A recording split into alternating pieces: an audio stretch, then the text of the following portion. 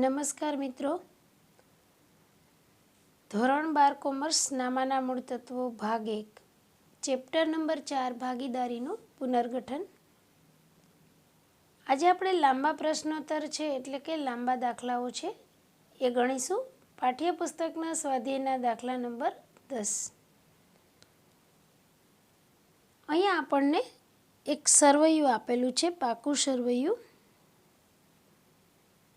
અને પાકા સરવૈયાની નીચે છે એ આપણને માહિતી આપેલી છે, એનો અભ્યાસ કરી અને આપણે આમનોંધ લખવાની છે। હવે અહીંયા જે કાંઈ આમનોંધ છે એ બધી જ આમનોંધ પુનઃમૂલ્યાંકનની છે અને એના પરથી આપણે શું બનાવવાનું છે? પુનઃમૂલ્યાંકન ખાતું। તો ખાસ કરીને જે વધારાની માહિતી છે એના પરથી જ આપણે આમનોંધ કરવાની થશે, એટલે અત્યારે આપણે એને ધ્યાનમાં લઈશું। વધારાની માહિતીની અંદર કોઈ પણ મિલકતનો વધારો, ઘટાડો, દેવામાં વધારો, ઘટાડો, નહીં નોંધેલ ખર્ચા કે નહીં નોંધેલી આવકો, અગાઉથી ચૂકવેલ ખર્ચ, આ બધી જ વિગતો આપેલી હોય છે, એના આધારે આપણે આમનોંધ કરીશું। સૌથી પહેલી વસ્તુ છે એ આપણે જોઈએ, જમીનની કિંમત ₹2,50,000 સુધી વધારવી અને મકાનની કિંમત 50,000થી વધારવી। એટલે આપણે અહીંયા જે સરવૈયું આપ્યું છે એનો ઉપયોગ માત્ર શેના માટે કરવાનો છે? જૂની જે આપણી પડતર છે એ આપણી ચોપડે કિંમત છે એને જોવા માટે કરવાનો છે। એના આધારે આપણે કેટલો વધારો ઘટાડો કરવાનો છે એ કરી શકીશું। તો જમીન મકાન જૂની કિંમત કેટલી છે? 1,80,000, અને આપણને એવું કહ્યું કે આ વધારીને ક્યાં સુધી લઈ જવાના? 2,50,000 સુધી। તો આ બંનેનો ડિફરન્સ છે એટલે જમીનનો વધારો થાય। તો એ ડિફરન્સ આપણને મળશે 70,000 રૂપિયા। અહીંયા આપણે ક્રમમાં લખીએ, 70,000 રૂપિયા છે એનો જમીનની અંદર વધારો થયો, મિલકત વધી, ધંધામાં મિલકતો આવી, જમીન ખાતે ઉધાર જેટલો વધારો છે એટલો 2,50,000 માઇનસ 1,80,000, એટલે અહીંયા આવશે 70,000। તે આપણને આનાથી લાભ થાય છે એટલે પુનઃ મૂલ્યાંકન ખાતે જમા। રકમ છે 70,000। બાબત છે જમીનની કિંમતમાં 70,000નો વધારો ચોપડે નોંધ્યો તેના।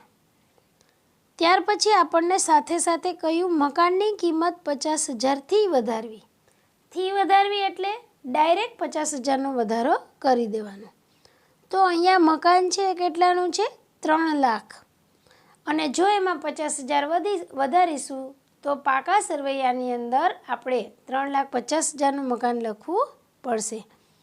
પણ અહીંયા મકાન છે એ પણ મિલકત છે, એમાં પણ વધારો થયો, તો શું થશે? મકાન ખાતે ઉધાર। જેટલો વધારો છે એટલાથી જ નોંધાશે 50,000। તે પુનઃ મૂલ્યાંકન ખાતે 50,000। બાબત છે મકાનની કિંમતમાં 50,000નો વધારો કર્યો તેના। ત્યાર પછી બીજી માહિતી છે, એમાં આપેલું છે યંત્રોની કિંમત 80,000 સુધી ઘટાડવી। યંત્રો છે આપણને કેટલા આપેલા છે? જૂના પાકા સરવૈયામાં 1,20,000, અને આપણને એવું કહ્યું 80,000 સુધી ઘટાડવા, એટલે આપણે 80,000 રૂપિયા રાખવાના છે। 80,000 નવી કિંમત છે, તો આપણે ઘટાડો કેટલો કરીશું? 40,000 રૂપિયાનો। 1,20,000ની કિંમત છે અને 80,000 રાખવાના હોય તો 40,000 રૂપિયા ઘટાડવા પડે। મિલકત છે એમાં ઘટાડો કરીએ તો શું થશે? પુનઃ મૂલ્યાંકન ખાતું ઉધાર।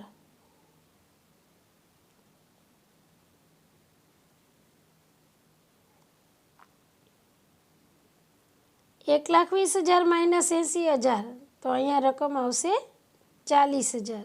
તે જે પણ મિલકતમાં ઘટાડો થયો છે એનું નામ. તે યંત્રો ખાતે જમા 40,000. ત્યાર પછી આગળ જઈએ. રોકાણોની કિંમતમાં 30% ઘટાડો કરવો. ધંધામાં આપણને રોકાણો આપેલા છે સરવૈયાની અંદર 40,000ના. હવે એના 30% કરીએ તો 4 તેરી 12 આટલો ઘટાડો થાય. તો ઘટાડો થાય છે મિલકતની અંદર. રોકાણો છે એ આપણી મિલકત છે તો ત્યાં આવશે પુનઃ મૂલ્યાંકન ખાતે. જે છે 40,000 એના 30%, તો એ રકમ આવશે 4 તેરી 12 રૂપિયા. તે ઘટાડો છે એ જેમાં પણ કરેલો છે એ રોકાણો ખાતે.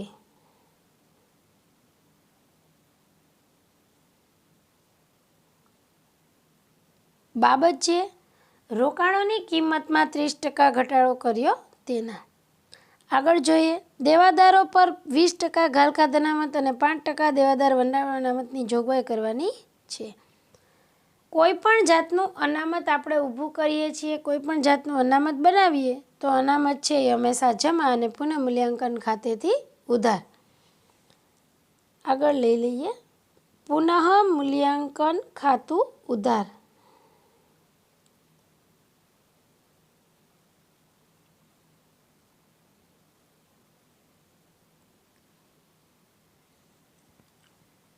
આપણને એવું કહ્યું છે કે દેવાદારો ઉપર 20% ગણવાના છે. તો દેવાદારો છે એ ચાલુ મિલકતોમાં જૂના સરવૈયામાં 50,000 આપેલા છે. એના 20% આપણે અનામત ગણીએ તો 20% એટલે 50,000 ગુણ્યા 20, 50 2 100 એટલે એ થશે 10,000 રૂપિયા. તે ઘાલખાદ અનામત ખાતે.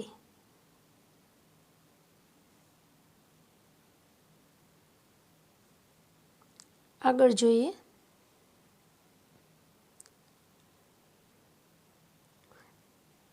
દેવાદાર પર વટાવ અનામતની જોગવાઈ કરો. આ જોગવાઈ આપણે કરશું ત્યારે પણ શું થશે? પુનઃ મૂલ્યાંકન ખાતે.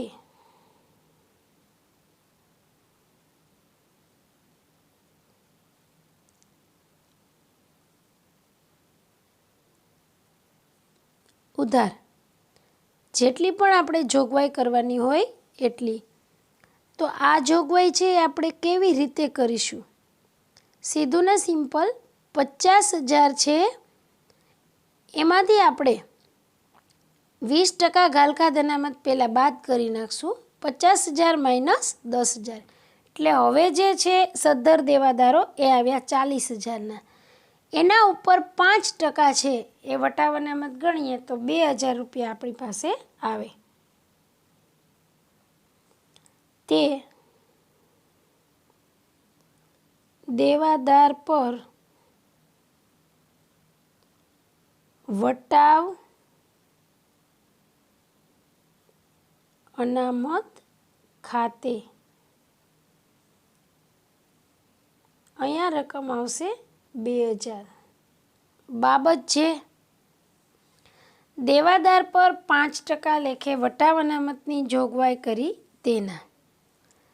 ત્યાર પછી 15,000ના સ્ટોકની કિંમતમાં 20% ઘટાડો કરવાનો છે. તો 15,000 છે એના 20% એટલે 3,000 રૂપિયા થાય. સ્ટોક છે એ ચાલુ મિલકત છે એમાં ઘટાડો હોય તો પણ પુનઃ મૂલ્યાંકન ખાતું ઉધાર. પુનઃ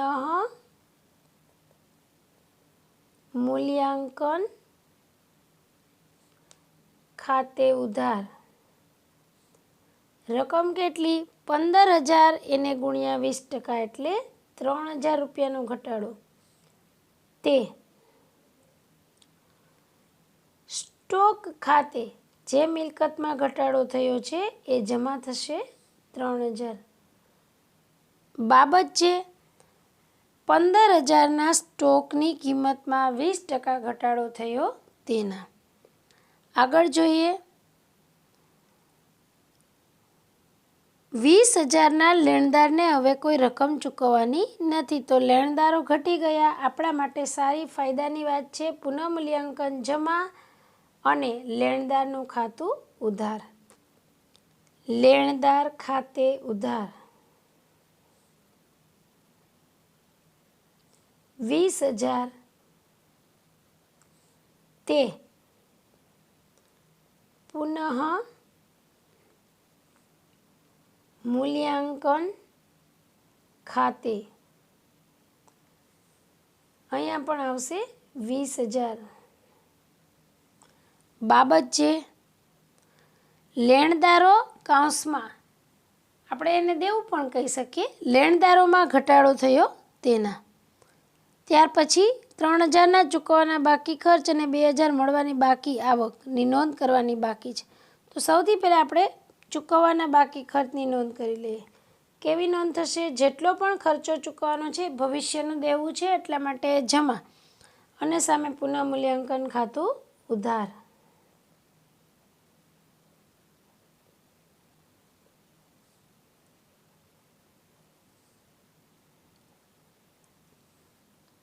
₹3,000 તે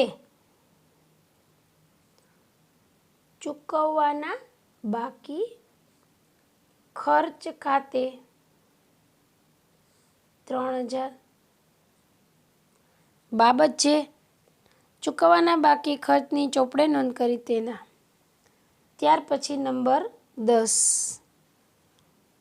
₹2,000 મળવાની બાકી આવક નોંધ કરવાની બાકી છે. મળવાની બાકી આવક છે આપણું લેણું છે એના ખાતે ઉધાર. મળવાની બાકી આવક ખાતે ઉધાર. અહીંયા રકમ આવશે 2,000 તે. આનાથી આપણે ફાયદો થાય છે, લાભ થાય છે. પુનઃમૂલ્યાંકન ખાતું જમા.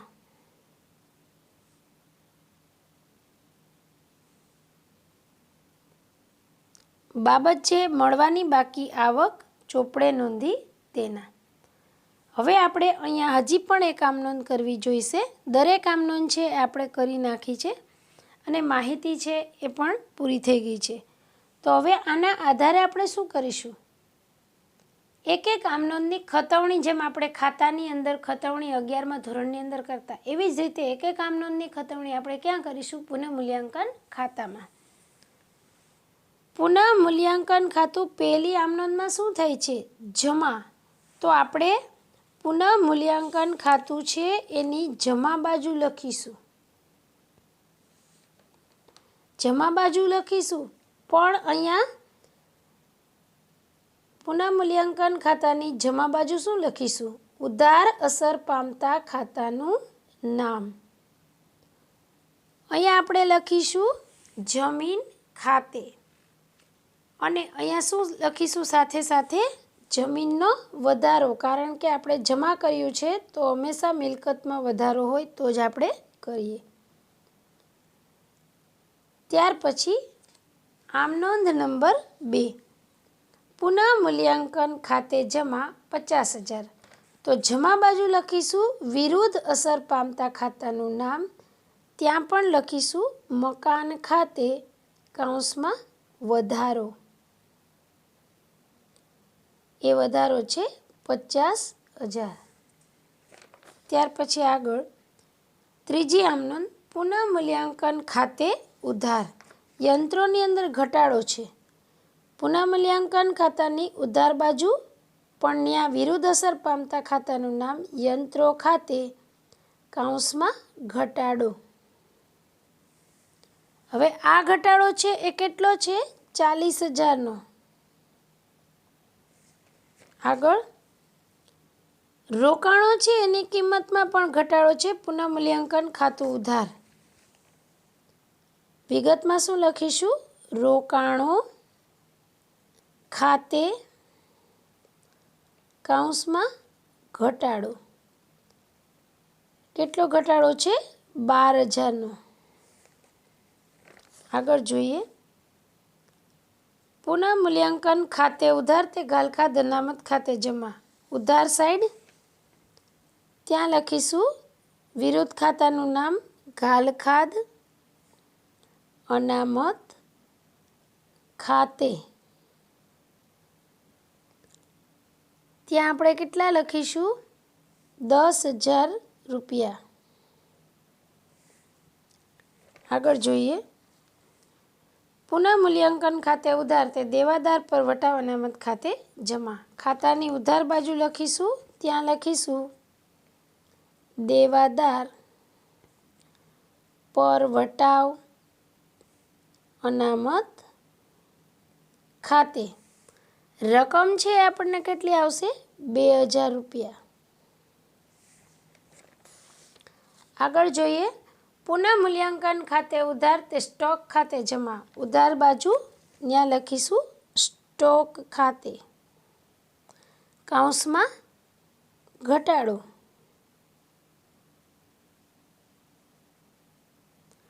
કિંમત છે કેટલી છે? સ્ટોકમાં ઘટાડો 3,000.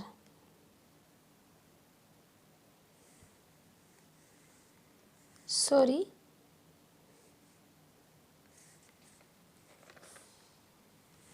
આગળ લેણદાર ખાતે ઉધાર તે પુનઃ મૂલ્યાંકન ખાતે જમા. જમા બાજુ અહીંયા લખીશું લેણદાર ખાતે કૌંસમાં ઘટાડો 20,000. આગળ જઈએ. ચૂકવવાના બાકી ખર્ચ છે એ જમા છે ને પુનઃ મૂલ્યાંકન ઉધાર છે, તો ત્યાં લખીએ ચૂકવવાના બાકી ખર્ચ ખાતે 3,000. આગળ જોઈએ. મળવાની બાકી આવક ખાતે ઉધાર ને પુનઃ મૂલ્યાંકન ખાતે જમા. તો ખાતાની જમા બાજુ ત્યાં લખીશું મળવાની બાકી આવક ખાતે 2,000 રૂપિયા. હવે આપણે કોઈ પણ પ્રકારની આમ નોંધ છે એ બાકી રહેતી નથી, તો શું કરીશું? હવે આપણે આપણું જે આ ખાતું છે એનો સરવાળો કરી લઈએ.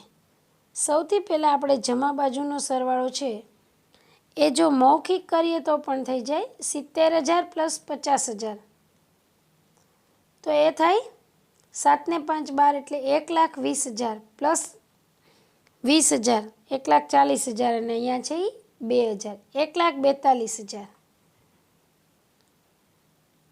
એમાંથી આપણે આ દરેક રકમો છે એ બધી જ રકમોને જો બાદ કરીએ તો અહીંયા બાકી નીકળશે. એટલે બાકી નીકળે છે ઉધાર બાજુ, તો એનો મતલબ એવો થાય કે જમા બાજુનો સરવાળો વધારે છે. વધારે થાય એ કન્ફર્મ થઈ જાય, પાકું થઈ જાય, ત્યાર પછી જ બંને બાજુ સરવાળો લખવો. હવે સરવાળો જમા બાજુનો વધારે થાય છે તો અહીંયા શું નીકળશે? બાકી. એને આપણે કહીશું નફો. ક્યાં લઈ જશું? ભાગીદારોના મૂડી ખાતે. કંઈ જ સૂચના ન હોય તો. સૌથી પહેલાં કોણ છે? રાજેશ, ત્યાર પછી પુષ્પા, ત્યાર પછી પ્રતિભા. હવે છે એ આપણે શું કરીશું? અહીંયા આપણને બાકી છે એ ઉધાર બાજુ જો આપણે તફાવત કાઢીએ તો 72,000 રૂપિયા મળે છે. હવે આપણે શું કરીશું? આ નફો છે એને ડિવાઈડ કરી દઈશું. 72,000 નફાને 2:3:1 માં વહેંચો. આ પ્રમાણમાં આપણે એને વહેંચવાનો છે. તો સૌથી પહેલાં કોનો આવશે? રાજેશ બરાબર 72,000 ગુણ્યા 2/6. અહીંયા આપણે છેદ ઉડાડીએ તો પણ થઈ જાય 12 2 24,000 રૂપિયા. ત્યાર પછી પુષ્પા બરાબર 72,000 ગુણ્યા 3/6. અહીંયા આવશે 36,000. અને લાસ્ટ છે પુષ્પા અને પ્રતિભા, એના છે 72,000 ગુણ્યા 1/6. તો અહીંયા આવશે 12,000. હવે આને આપણે અહીંયા મૂકી દઈએ. 24,000, 36,000 અને 12,000. એટલે હવે આપણો 72,000 સરવાળો છે આવી જાય છે. આ રીતે આપણે ખાતું બંધ કરવાનું છે. જો ઉધાર બાજુ તફાવત નીકળે એટલે કે જમાનો સરવાળો વધારે હોય તો આપણે છે આ સરવાળો છે એ વધારે છે એટલે એને આપણે નફો કહીશું અને એને ભાગીદારોના મૂડી ખાતે જૂના પ્રમાણમાં વેચી દેશું. જો આ જ વસ્તુમાં ઉધારનો સરવાળો વધારે હોય ને તફાવત જમા બાજુ નીકળશે તો એને ભાગીદારોના મૂડી ખાતે ઉધાર બાજુ લખી નાખીશું. અસ્તુ.